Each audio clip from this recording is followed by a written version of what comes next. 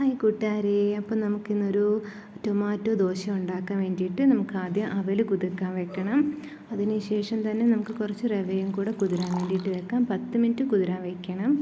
അതിലോട്ട് നമുക്ക് ഒരു 3 തക്കാളി, 3 വറ്റൽമുളക്, ഒരു കഷ്ണം ഇഞ്ചി, അതിനുശേഷം ജാറെടുത്തിട്ട് നേരത്തെ നമ്മൾ കുതിരാൻ വെച്ച അവലും റവയും ചേർത്ത് കൊടുക്കാം.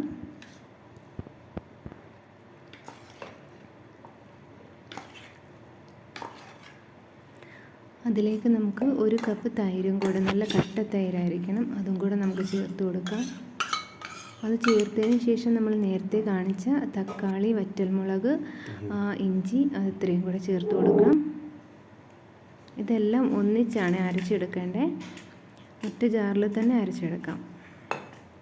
അതിലോട്ടൊരു പിഞ്ച് ഈസ്റ്റ് കൂടെ ഞാൻ ചേർത്ത് കൊടുക്കുന്നുണ്ട്. അതിനുശേഷം നന്നായിട്ടൊന്ന് അരച്ചെടുക്കണം.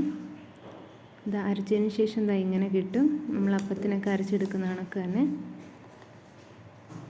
അതിനുശേഷം നമുക്കൊരു പാത്രത്തിലോട്ട് ഇത് മാറ്റാം.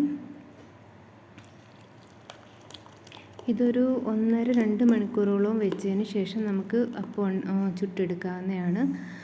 ചുടാൻ നേരത്ത് കുറച്ച് ഉപ്പ് കൂടെ ആഡ് ചെയ്തിട്ട് വേണം ചുട്ടെടുക്കാൻ.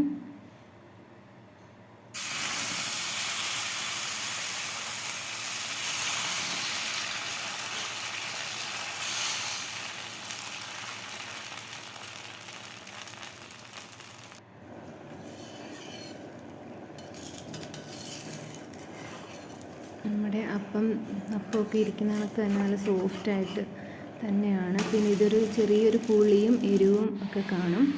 നമുക്ക് ഇത് ചട്നി, ടൊമാറ്റോ ചട്നിയുടെ കൂടെ കഴിക്കാം, അല്ലെങ്കിൽ കോക്കനട്ട് ചട്നിയുടെ കൂടെ കഴിക്കാം.